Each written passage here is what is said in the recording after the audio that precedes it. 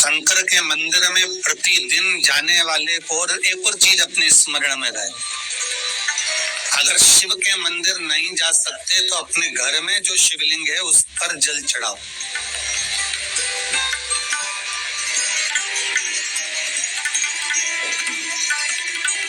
और यदि आप अपने शंकर के घर में शिवलिंग पर भी जल नहीं चढ़ा पा रहे हो तो किसी बेलपत्री का वृक्ष हो, उस वृक्ष के नीचे भी जल चढ़ाओ।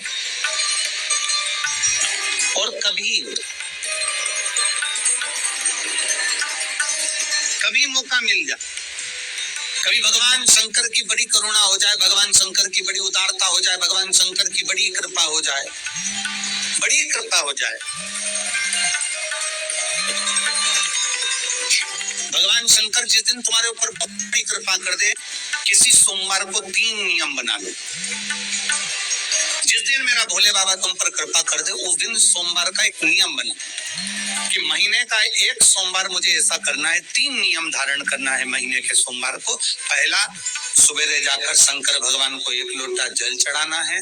दूसरा, दोपहर के समय पर जाकर मुझे बेलपत्री के वृक्ष के नीचे एक चावल का दाना रखकर बेलपत्री की 7, 11, 21, 108, 51 जितनी परिक्रमा आप लगा सकते हो वो लगाना है। और तीसरा, बेलपत्री के वृक्ष के नीचे और शंकर के मंदिर के दरवाजे पर मुझे एक घी का दीपक लगाना है। बस ये 3 नियम जिसने महीने में एक बार ले लिया, समझ लो उसको पीछे हटने की जरूरत ही नहीं, वो आगे ही बढ़े। महीने के किसी एक सोमवार का ऐसा नियम बना लो कि मुझे 3 नियम धारण करना है महीने के किसी भी एक सोमवार को। हम ये नहीं कहेंगे कि तुम सोमवार 5 पढ़ रहे हो तो 5 को करो, 4 पढ़ रहे हो तो 4 को करो, 3 पढ़ रहे हो तो 3 को करो। तुम तो महीने का एक सोमवार का नियम बना। और मेरी जीजियों से, मेरी बेटियों से जो विदेश में रह रही हैं, जो कहीं बाहर रह रही हैं, कहीं बड़े शहर में रह रही हैं, जो रोज मंदिर नहीं जा सकते, हर किसी महीने के एक सोमवार को भी ये नियम निर्धारण कर सकते, तो उनसे कहेंगे कि 3 महीने में एक सोमवार का नियम बना लो। 3 महीने में नहीं बना सकते तो 6 महीने में एक सोमवार का नियम बना लो। और 6 महीने में नहीं बना सकते तो 1 साल में एक सोमवार का ऐसा नियम बना लो कि मैं साल का एक सोमवार ऐसा रहूंगी कि सुबह सोमवार के दिन मंदिर में जाकर जल चढ़ाऊंगी, दोपहर में जाकर बाबा को एक अक्षत का दाना रखकर, अक्षत का मतलब है कि बाबा मेरी दिनों दिन उन्नति करना। बेलपत्री के वृक्ष के नीचे जो अक्षत रखा जाता है वो उन्नति के लिए रखा जाता है। शंकर के शिवलिंग पर जो अक्षत रखा जाता है वो रोग मुक्ति के लिए रखा जाता है। अशोक सुंदरी पर जो अक्षत रखा जाता है वो संतान प्राप्ति के लिए रखा जाता है। षडानंद कार्तिकेय की ओर जो अक्षत रखा जाता है वो हमारे बच्चों की सुख समृद्धि के लिए रखा जाता है। विनायक की ओर, गणेश जी की ओर जो अक्षत रखा जाता है वो हमारे घर में कोई मंगल कार्य आ जाए उसके लिए रखा जाता है। और जो पीठिका होती है जिस पे शिवलिंग रखा होता है, पार्वती जी का हस्तकमल, उस पर अक्षत रखा जाता है तो नारी की अखंड सौभाग्य के लिए रखा जाता है। अक्षत रखने का भी तरीका है।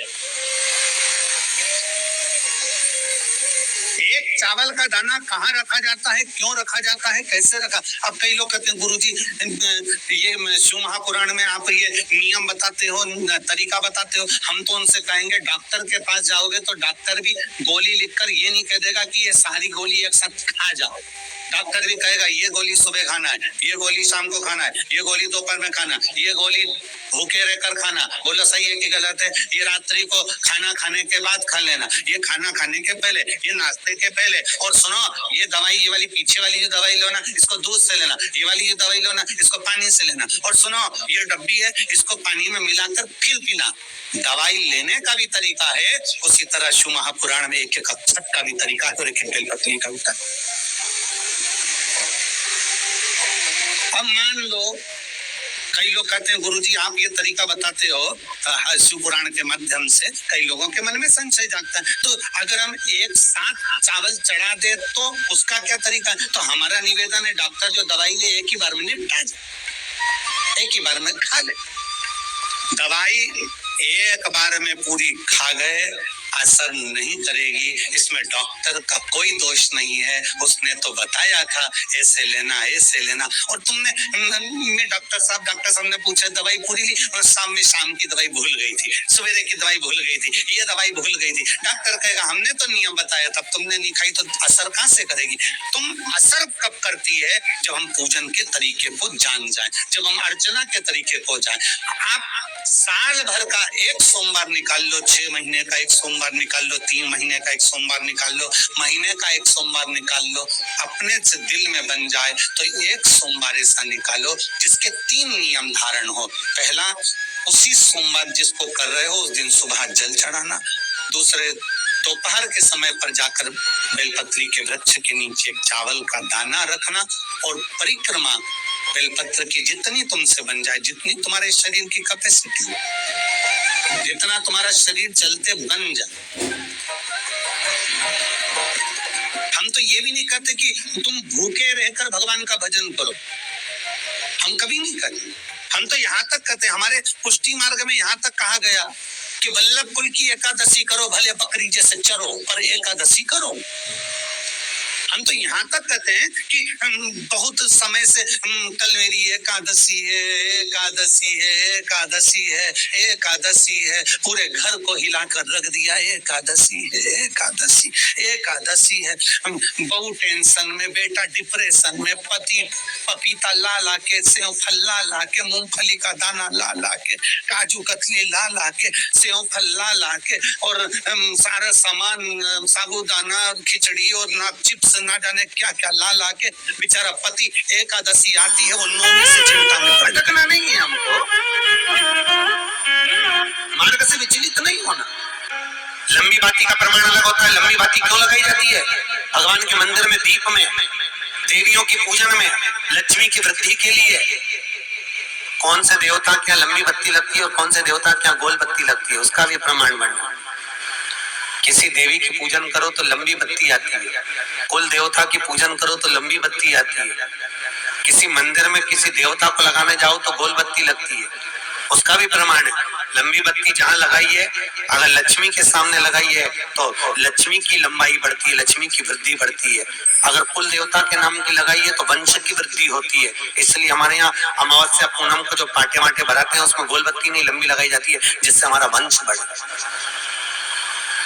नवरात्रि में देवी जी की जो बाती लगाई जाती है वो लंबी लगाई जाती है, गोल नहीं। क्यों? क्योंकि जिससे माँ हम पर कृपा बना कर के हमारा वंश खूब बढ़े, हमारे यहाँ लक्ष्मी की वृद्धि हो। स्थिर बाती, गोल बाती लगाई जाती है ब्रह्मा के मंदिर में, इंद्र के मंदिर में, देवता के मंदिर में।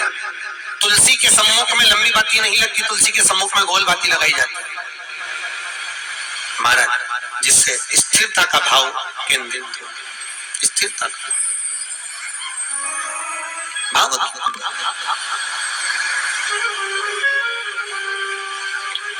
पीपल के वृक्ष के नीचे कभी लंबी बाती नहीं लगती, बड़ के पेड़ के नीचे कभी लंबी बाती नहीं लगती, आंवले के पेड़ के नीचे कभी गोल बाती नहीं लगती। आंवले के वृक्ष के नीचे लंबी बाती लगना चाहिए, धन की वृद्धि, सुख समृद्धि।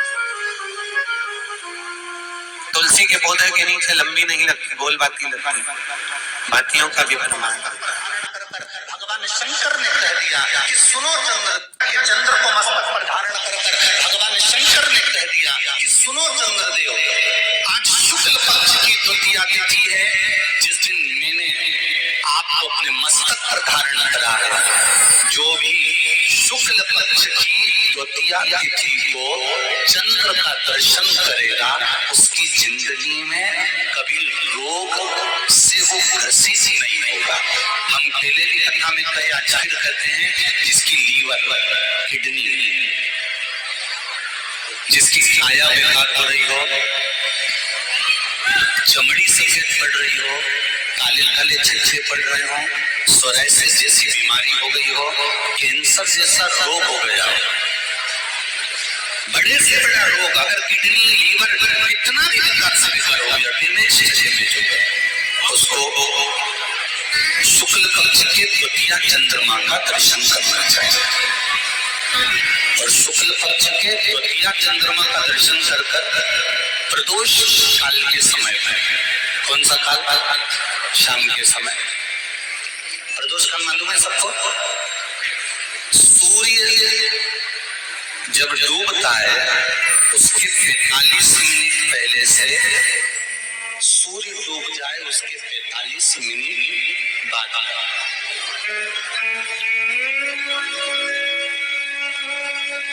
कितने मिनट पहले? जम के बोलो जरा। 45 मिनट पहले से 45 मिनट बाद प्रदोष काल का क्रम है।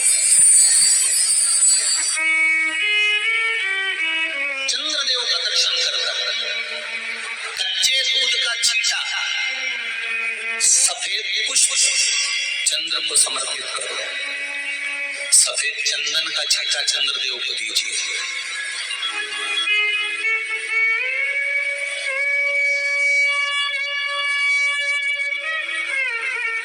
और चंद्रदेव को छींटा देने के बाद जो दूध है उसका छींटा अपने तन पर लीजिए, सफेद चंदन थोड़ा सा अपने शरीर पर लगा लीजिए। कितना भी विषम से विषम रोग हो, कितना भी किडनी लीवर चाहे कैंसर जैसा रोग हो, मेरा चंद्र शुक्ल पक्ष के द्वितीया के चंद्र में शंकर भगवान स्वयं विराजमान होकर अपने भक्त को रोग से मुक्त करते हैं। द्वितीया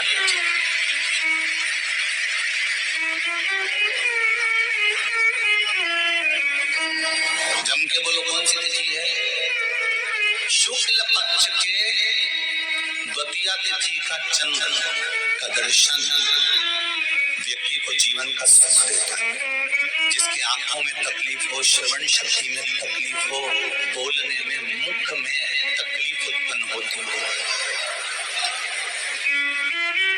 भारी से भारी हो, शुक्ल पक्ष की द्वितीया तिथि को भगवान शंकर ने चंद्रदेव को अपने मस्तक पर धारण करा। तो शंकर भगवान ने कह दिया, सुनो चंद्रदेव, आज शुक्ल पक्ष की द्वितीया तिथि को मैंने आपको अपने मस्तक पर धारण करा है। संसार में रहने वाला, मृत्यु लोक में रहने वाला, चाहे देव लोक में रहने वाला, चाहे जिस लोक में वो निवास कर रहा है, अगर शुक्ल पक्ष के द्वितीया तिथि के चंद्रमा का दर्शन करेगा तो वो रोग से मुक्त रहेगा।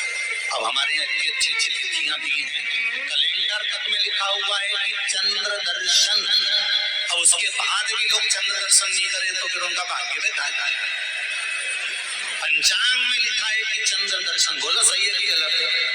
उसमें पंचांग में लिखा है कि चंद्र दर्शन, शुक्ल पक्ष की द्वितीया तिथि चंद्र दर्शन।